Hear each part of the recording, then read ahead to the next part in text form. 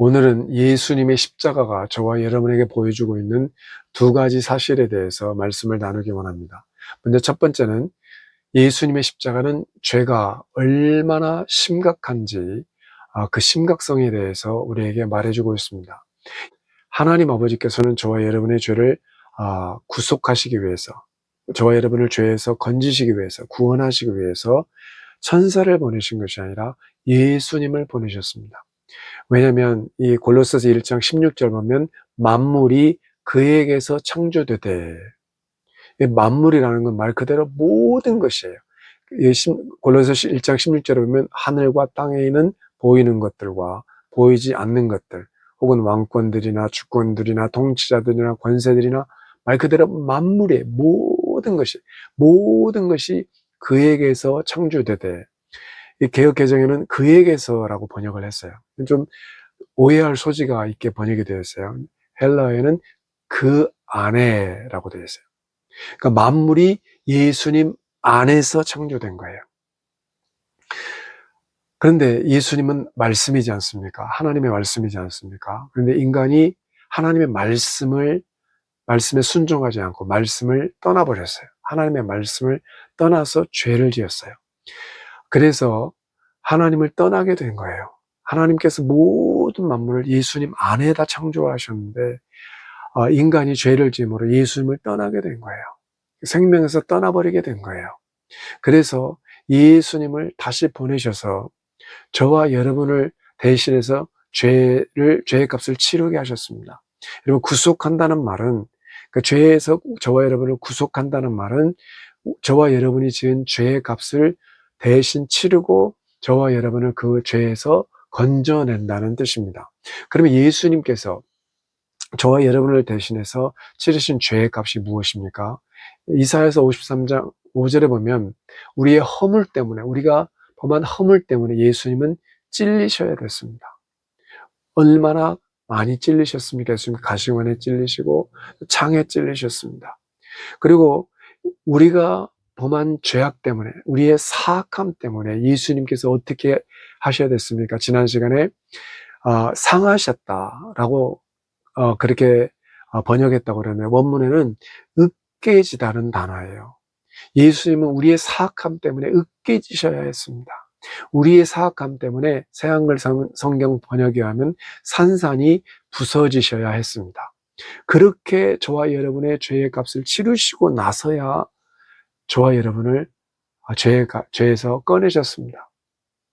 그러니까 우리의 죄가 얼마나 심각한지를 알 수가 있는 거예요. 그 죄의 값을 치르신 예수님, 그리고 피를 흘리신 그 예수님의 피가 우리의 모든 죄를 다 없이 하셨는데, 완전히 깨끗하게 하셨는데, 그걸 받아들이지 않고 죄 가운데서 죽은 영혼들, 다시 말하면 지옥 간 영혼들이 그 형벌이 어떻습니까? 여러분, 이런 생각 한번 해보지 않았습니까?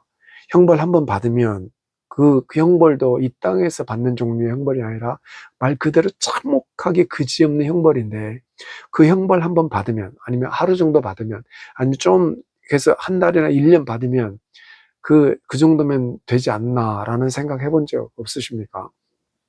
근데 예수님께서 이 마태복음 25장 이 예수님의 왼편에 있는 자들을 향해서 뭐라고 말씀하십니까? 저주받은 자들아, 너희는 나에게서 떠나 마귀와 그 사자들을 위해서 예비된 영원한 불, 영원히 꺼지지 않는 불에 들어가라고 말씀하세요. 다시 말하면 그 형벌이 영원하다는 거예요. 또 그곳에서는 그들의 벌레도 죽지 아니하고 그 불도 꺼지지 아니한다 그랬어요. 다시 말하면 지옥에서 형벌은 영원하다는 거예요. 왜 그럴까요? 왜냐하면 그 죄가 영원하기 때문에 그래요. 형벌을 받는다고 해서 없어지지 않기 때문에 그래요. 어느 일정 시간 동안 그렇게 참혹하게 형벌을 받는다고 해서 그들의 죄가 감해지는 것도 아니고 없어지는 것이 아니에요. 그들이 이미 그 죄 가운데서 죽음으로 인해서 그들은 죄가 된 거예요. 죄덩어리가 된 거예요. 근데 그 상태가 영원한 거예요. 그래서 영원히 형벌을 받는 거예요. 여러분, 우리의 죄를 깨끗하게 할 수 있는 유일한 방법은 예수님의 십자가, 그 십자가에서 흘리신 피밖에 없습니다. 그렇게 죄는 심각한 것입니다. 요셉이 보디발의 아내가 꾀었을 때 요셉이 창세기 39장 9절에서 뭐라고 말합니까? 이렇게 악한 일을 해서 이렇게 죄를 범함으로 인해서 이런 일을 함으로 인해서 내가 어찌 하나님께 득죄하리까라고 말해요. 그러니까 보디발을 향해서 죄를 짓는 것이 아니라 하나님께 죄를 짓는 거라고 말을 하고 있습니다. 우리가 짓는 모든 죄는 하나님께 짓는 죄입니다. 근데 그 죄가 얼마나 심각하냐면 영원히 벌을 받아도, 영원히 끔찍한 벌을 받아도 그 죄가 조금도 감해지는 것도 아니고 없어지는 것이 아니에요. 이 정도로 죄는 심각한 것입니다. 그러니까 하나님의 아들께서 이 땅에 오셔서 우리를 위해서 우리의 죄를 대신해서 치르신 값이 그렇게 참혹한 것이었고, 예수님의 십자가에서 흘리신 그 피, 예수님의 보배로운 피, 그 피 이외에는 우리의 죄를 없앨 수 있는 방법이 없습니다. 우리를 죄에서 구원할 수 있는 방법은 예수님의 피 이외에는, 예수님의 십자가 이외에는 그 어디에도 없습니다. 죄는 가볍게 보아서는 안 되는 것입니다. 죄는 심각하게 생각하셔야 됩니다.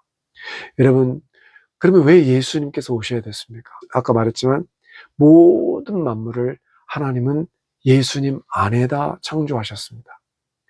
여러분의 골로새 1장에 보면 하늘에 있는 것이나 또 땅에 있는 모든 것이 예수님 안에서, 그리스도 안에서 통일되게 하기 위해서 하나님이 기쁘신 뜻을 정하셨다라고 말씀해요. 그러니까 하나님께서는 모든 만물에서 예수님의 모습을 보기 원하시는 거예요. 예수님이 만유세요. 예수님이 모든 것이에요. 예수님이 모든 것 안에 있어요. 골로새 1장 16절에 만물이 다 그로 말미암고, 그로 말미암아서 창조되었고, 또 그를 위해서 창조되었다고 말하고 있어요. 그러니까 하나님 아버지께서는 예수님으로 인해서 만물을 창조하셨고, 예수님 안에다 창조하셨고, 예수님을 위해서 창조하셨어요. 예수님의 모든 만물 안에서 예수님을 보기 원하시는 것이 하나님 아버지의 마음이에요. 그래서 그 예수님이 다시 오셔서 대신해서 죽으시고 그 예수님의 피를 받아들이는 자, 예수님이 자기를 대신해서 돌아가시고 부활하셨다는 것을 받아들이는 자, 하나님께서 그 예수님의 보혈로 그 사람의 모든 죄를 깨끗하게 하시고 그를 다시 낳으십니다. 어디에다 낳으신 줄 아십니까? 예수님 안에다 낳으십니다. 고린도전서 1장 30절에 너희는 하나님으로부터 나서, 나서는 태어나서라는 말입니다. 하나님으로부터 태어나서 그리스도 예수님 안에 있고라고 그랬어요. 그러니까 다시 원래가 하나님이 의도하신 그 창조 질서 안으로 다시 회복시키는 것입니다. 예수님 안에다 창조하신 것입니다. 그래서 저와 여러분을 보실 때 하나님 아버지께서는 예수님을 보세요. 두 번째, 이 예수님의 십자가가 보여주는 건 무엇이냐면 여러분이 얼마나 하나님 눈에 소중하고 하나님 눈에 얼마나 존귀한 자인지, 하나님 눈에 얼마나 가치 있는 자인지를 보여주는 거예요. 여러분이 시장에 가서 어떤 것을 살 때에 그의 가치에 준하는 그런 값을 지불하잖아요. 근데 하나님께서 저와 여러분을 다시 사시기 위해서 지불하신 값이 무엇인가를 아셔야 돼요. 바로 예수님의 피값입니다. 예수님의 생명값입니다. 여러분, 이 빌립보서 2장에서 그는 하나님의 본체시나 하나님과 동등됨을 취할 것으로 여기지 아니하시고 라고 하는 말씀인데, 그게 하나님의 본체라는 말이 무슨 말인 줄 아십니까? 본체라는 말이 하나님의 모습, 하나님의 모양, 하나님의 형태, 그러니까 하나님의 형태라는 말이에요. 저와 여러분의 모습, 외형적인 모습, 저와 여러분의 인간의 모습을 지녔잖아요. 이게 인간의 형체, 인간의 본체라는 말이에요.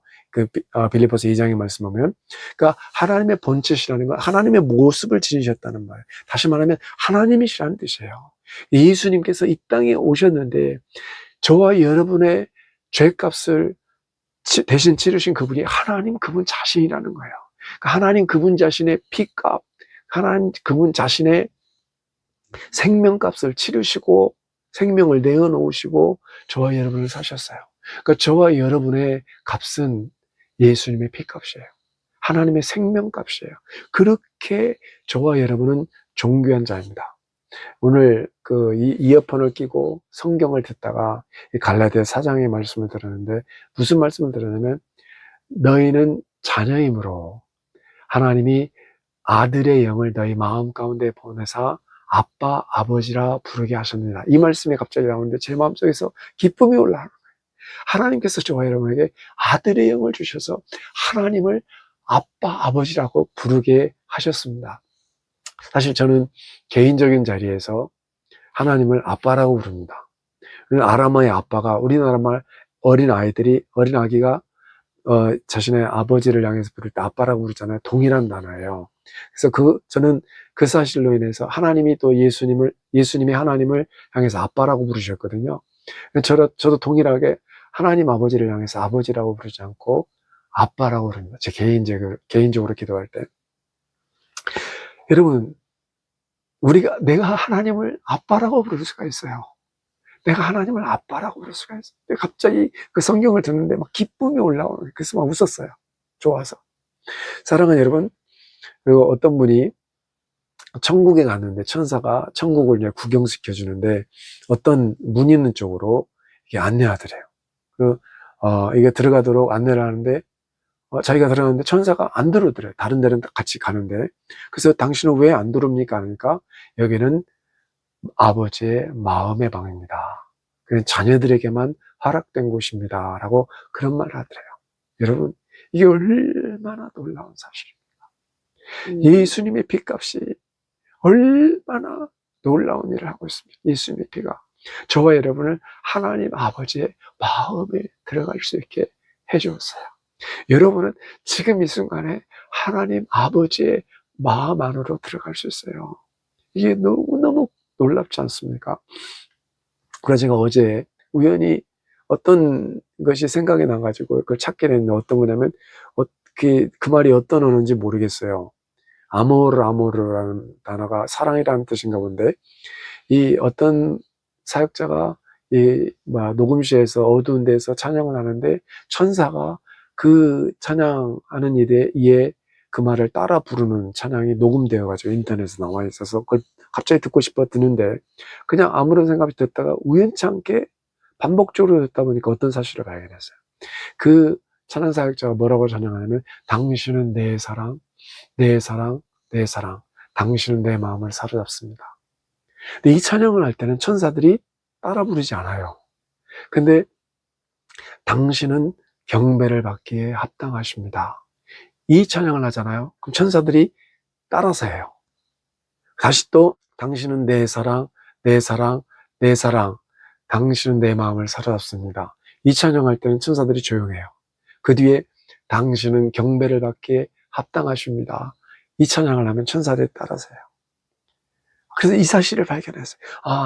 하나님을 향해서, 예수님을 향해서 사랑이라고 사랑합니다라고 고백할 수 있는 건 자녀들에게만, 신부인 바로 여러분에게만 주어진 특권이구나.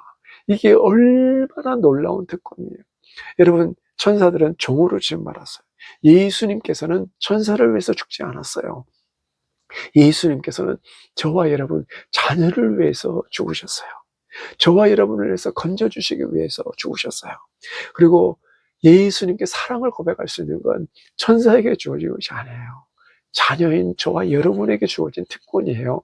하나님께 사랑한다고 고백할 수 있는 건, 하나님께 사랑의 경배를 드릴 수 있는 건 자녀인 저와 여러분에게만 주어진 놀라운 특권입니다. 그것이 바로 예수님의 십자가에서 주어진 것입니다.